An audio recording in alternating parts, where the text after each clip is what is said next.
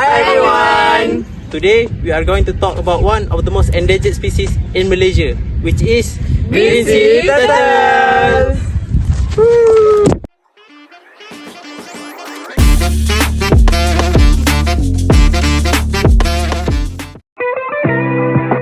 What is biodiversity? Biodiversity refers to the variety and variability of life on Earth. It encompasses all living things from the smallest microorganism to the largest animals, as well as the ecosystem they inhabit. There are three main levels in biodiversity. First, we have genes diversity, which is the variety of genes within a species. Second, we have species diversity. This is the variety of different species within the ecosystem. And third, we have ecosystem diversities. This is the variety of different ecosystems within a region. Biodiversity is crucial for the health of our planet and the well-being of all living things. It provides us with essential services such as food, medicine, clean air, and water. Biodiversity loss is a major threat to our planet and requires urgent action to protect it.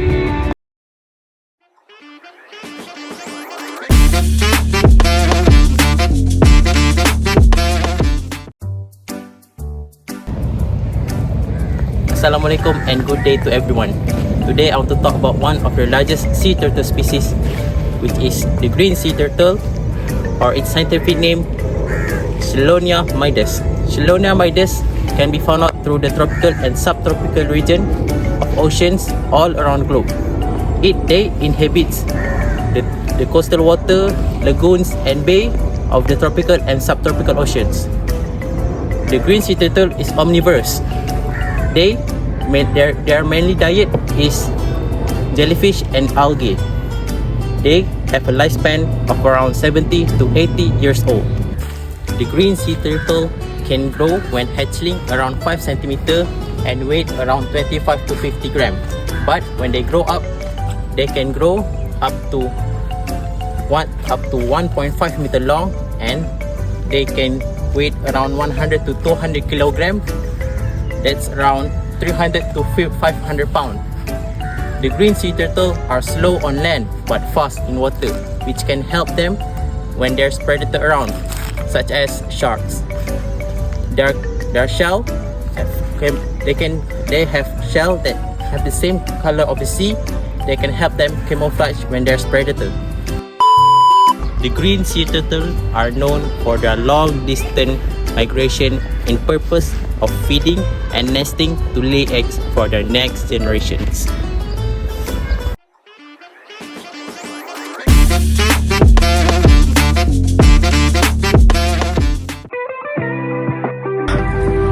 One of many threats to sea turtle is water pollution. Let me tell you guys one example. Imagine you are in your kitchen and you approach your countertop. Your favorite snake appears right in front of you. It looks like a food and it smells like a food. So you grab it and you eat it. But it's not a real food. This happens to sea turtle every day when they consume plastic instead of real food. Plastic bags do look similar to jellyfish, and fishing net often look tasty. Seaweed to them. This can be harmful to turtle as they try to digest something that is not a food. The second threat to turtle is climate change. From the day they are hatched, sea turtle struggle life for survival. For every 1,000 turtles laid, only 1 turtle reach adulthood due to natural predators and other obstacles. Now, climate change is exposing turtle to even greater threats. The rise of the sea level can lead to stronger storms and destroy turtle habitats, which can destroy reef. The change of temperature can also influence the sex of turtle offspring.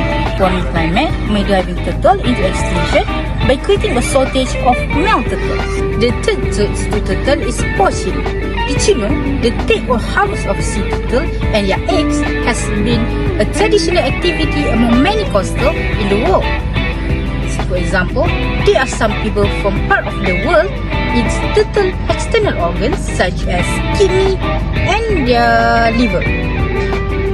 Did you know they even make turtle soup as they believe all extracted from the fat of the turtle can cure respiratory problems such as anemia and asthma, especially for children. There are studies from Arizona State University say that 44,000 of sea turtle has been hunted annually every year.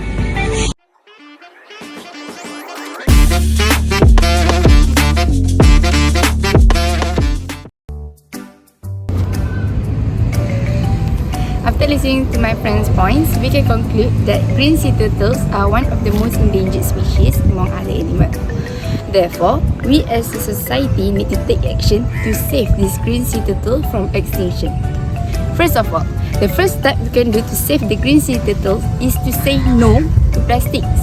For information, mass-produced plastics has only been around since 1940s.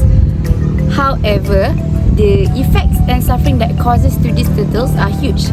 To go into details, the reasons why plastic could even affect turtles' population is because it would eventually end up in the ocean, and the turtles would mistake them for jellyfish, algae, or some other species that make up a large component of their diets. According to researchers, over half of sea turtles have ingested plastic at some point in their lives, and microplastics on beaches have a detrimental effect on nest success too. With the odds stacked so heavily against green sea turtles, it can be difficult to know how we can help. Many of us are doing our part to reduce plastic pollution by recycling and reducing single-use items, but it is just not enough on its own. Government must step up to take accountability and end this pollution epidemic. One of the methods that government could carry out is by cutting out plastics entirely and exchanging the current plastics back to reusable ones, or organizing a no plastic day. Next, by doing a beach clean-up, we can also save this turtles population.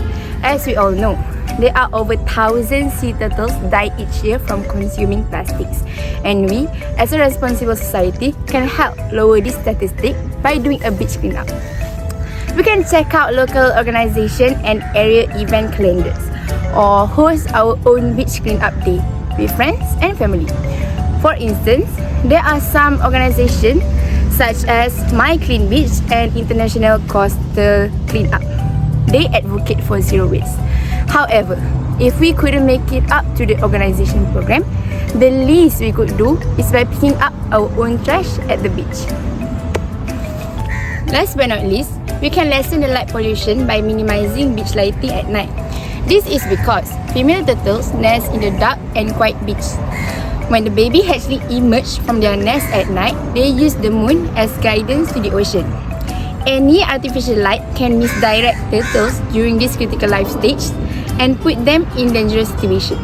So, the first step in lessening light pollution that harms sea turtles is to cut down on the quantity of artificial lights that is visible from beach where sea turtles nest. Coastal communities around the world have passed ordinances that require residents to turn off beach front lights during turtle nesting season. Unfortunately, these ordinances are not always enforced and don't address the larger problem of sky glow that occurs near cities. For example, the content of the ordinance are to turn off light visible on nesting beach or use special fixtures to shield the light from the beach. Use low pressure sodium vapor lighting or LPS instead of normal lights. Use turtle safe lighting because this red light emit a very narrow portion of the visible light spectrum, which is less intrusive to nesting sea turtles and hatchlings. Last, apply thin window that face the beach. And please be cautious and respectful while on nesting beach and in the evening. Avoid using any flashlights, flash photography or other means of artificial lighting. In conclusion, all communities should contribute something to stop the extinction of sea turtles by cutting out plastics, organize beach cleanups, and lessen the light pollution beach.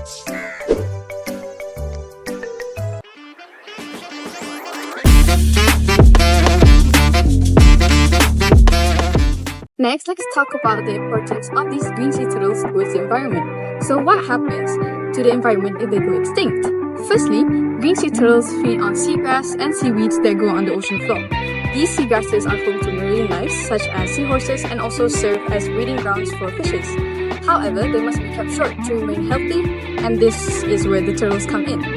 If turtles were to go extinct, seagrasses will eventually die off, and this will in turn affect the marine life and also human lives as well. Other than that, sea turtles help this beach ecosystem when they nest.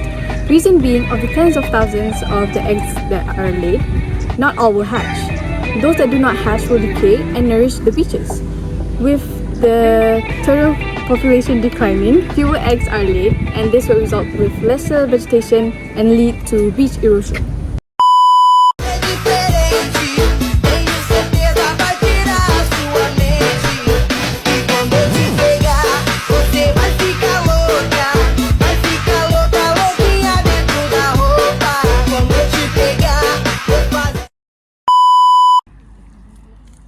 One of many twists to